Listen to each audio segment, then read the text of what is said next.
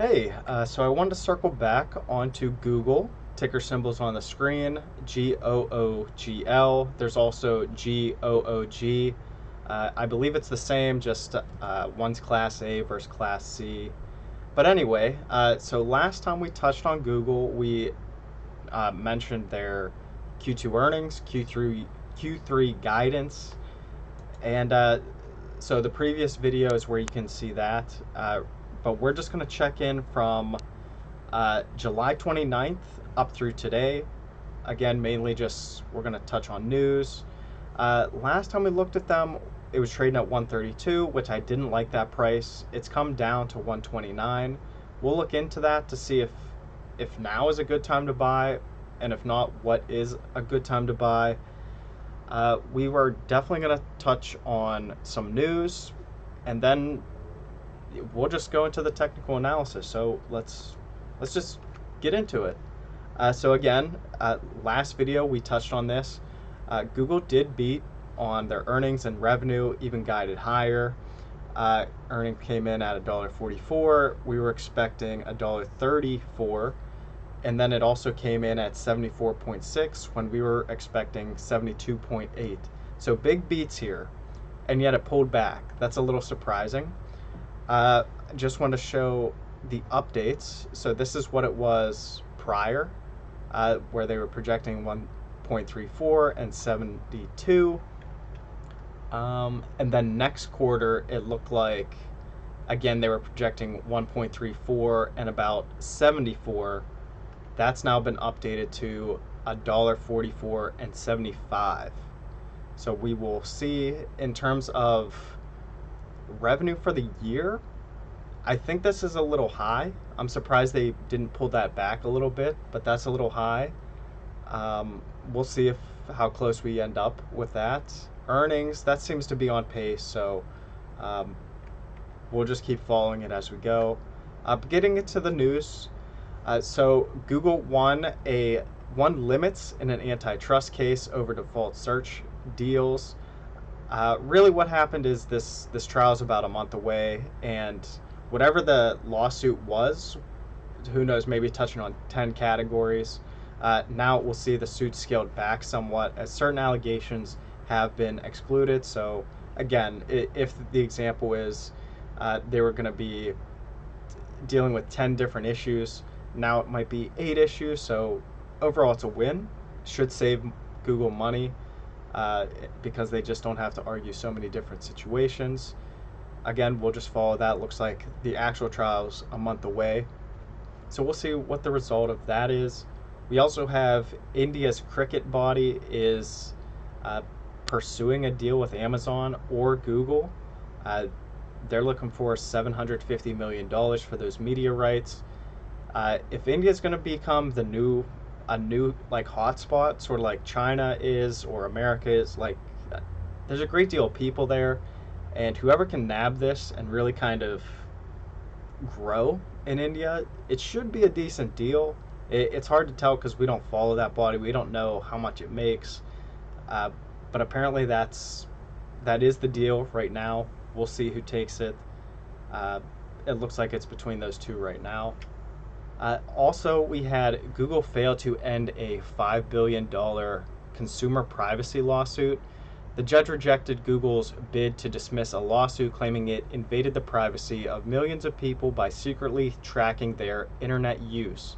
So allegedly, Google's analytics, cookies, and apps let the Mountain View, California-based company track their activity even when they set Google's Chrome browser to incognito mode and other browsers to private browsing mode. This let Google learn enough about their friends, hobbies, favorite foods, shopping habits, and potentially embarrassing things they seek out online. We will see. It sounds like they tried to settle out of court. Did not happen. Or they tried to, make a counter. It didn't work. So potentially $5 billion. They make tons of money. So this wouldn't be a huge detriment to them, but still, that is a ton of money to pay out. We will wait for the result. We also have Google and Universal Music are in talks for a deal for AI deepfakes.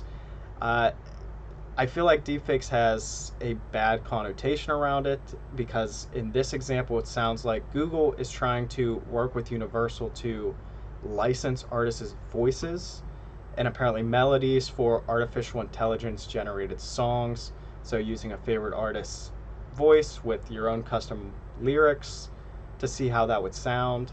Uh, we'll see how it goes. It sounds like they just started talks and they're looking into pursuing this type of venture. Next, we have a UK realtor or retailer, John Lewis, boosts AI capability with Google deal. This 5-year deal harnessed the latest artificial intelligence and machine learning technology. This deal's not worth much, but I guess it's one of the first bigger deals of this nature. So it mentions the deal is worth $127 million. More of the partnership's technology will migrate to Google Cloud. This is seeking cost savings. More retailers are increasing their use of automation, data, and technologies like ML algorithms to produce highly personalized shopping experiences for their customers. And it looks like John Lewis, I didn't highlight it, but John Lewis department stores and the Waitrose supermarket chains, I think that's kind of the more important component here is that they're branching out to these types of consumers, customers, and if this works out well for them, it could easily spread uh, potentially to America and our grocery stores. Uh, Not sure how much of a play that would take, but potentially a deal with Google and Walmart could come about from that. Uh, just kind of brainstorming here. One couple more things here. So we have a big expansion for Cruise and Waymo. Waymo is the Google-owned company here for driverless vehicles in San Francisco. So a couple points here. Waymo, they will be permitted to drive in inclement weather and at speeds of up to 65 miles per hour. And to follow up on that, they are allowed to take paying customers day or night throughout San Francisco. So this is a new revenue stream. I don't imagine it to make really a dent at all at this time, but Google has got to that level where it can have driverless cars in this one city and they can make money on this. Right now, as best I can tell, Google owns about 92%, all the way up to probably 100% of this company. And so what is this kind of like, where can we find this? I pulled in their last quarterly statement. It doesn't really break out Waymo anywhere. The best guess I can gather is it's probably in Google Others, which did see a big jump this year. Outside of that, I'm not sure where it would even go. I would need to see a breakout of that. So maybe in like the annual reports, I'm not sure if they put notes like that in the quarterly reports, but possibly, maybe if I got like the Q10. But yeah, so any case, it's probably not that much, but it seems like it would start to kind of begin increasing the cash flow. But yeah, we'll just see. It sounds like a step in the right direction of a small investment. We'll see how that kind of plays out over time. So moving on to the technical analysis. So as I mentioned, Google was trading at 132, and let's just zoom in. We just checked this one out about 2 weeks ago. I'm hoping to check on this a little more frequently. But yeah, so last we checked, it was right at the end of the week, 729. So 132 at the top of this green candle. Since then, it pulled back last week to a good degree, a couple bucks, $4 or $5. And then since then, this week that just ended, it climbed back up another buck. So let's just start updating this. Overall, it doesn't seem like much has changed. I can just straight out say that. The note that we left ourselves, pretty simple. Short-term uptrend since January of 2023. Also noting that it beat expectations in Q2 and guided higher in Q3. That uptrend's still in effect. It hasn't really broken out. It tested it during earnings, but since then it knew where to stop. It's surprising how well it timed that.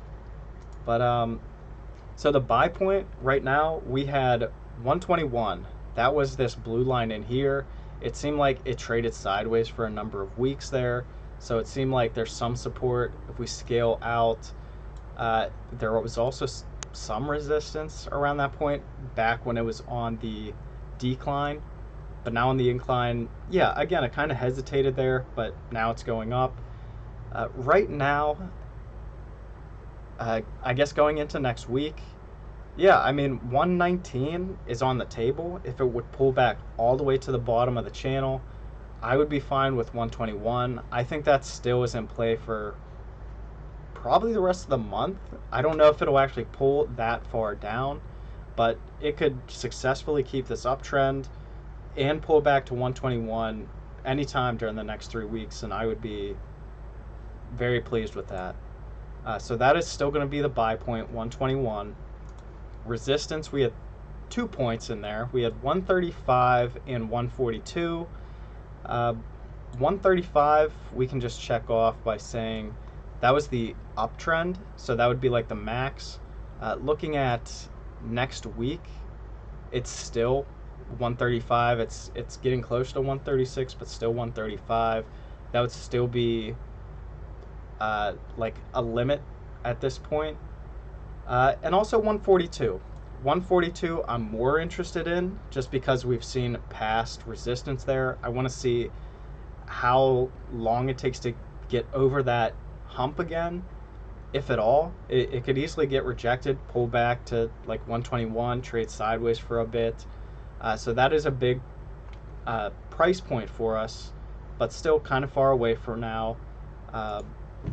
So I'm comfortable leaving those. We'll add the date. Earnings, that's not for a while. I'll add in the note because I didn't put it in, but buy dips on this. And that pretty much wraps this up. So I still, overall, I don't really like the price that much. Like right now it's red for I'm not interested in it, but 121 to 135, it's still on the high end, but I would say it's pulling back a little bit, so I am going to give it a blue fair value. So if it were to pull back, say like just maybe to 127, 126, you're on the buy half. You'd be below the midpoint, I would say. So if we're looking to reach, we're getting very close to that, but it's still not like a dip or a buy point for me personally. But yeah, we're going to wrap up here. So just a quick recap. So Google is now at 129. Buy point for us is 121 with resistance at 135 and 142. Very interested to see how it reacts at that point. Added the date here with a note saying short-term uptrend since January. That's still in effect. Looking to buy the dips. Beat expectations for Q2 and guided higher in Q3. So it seems very positive for this one. But yeah, that wraps this up. So if you have any questions or want to leave comments, I'd be happy to read that, and I'll do my best to answer it if it is a question. But otherwise, that's it. So please like, subscribe, and I'll see you on the next one. Bye.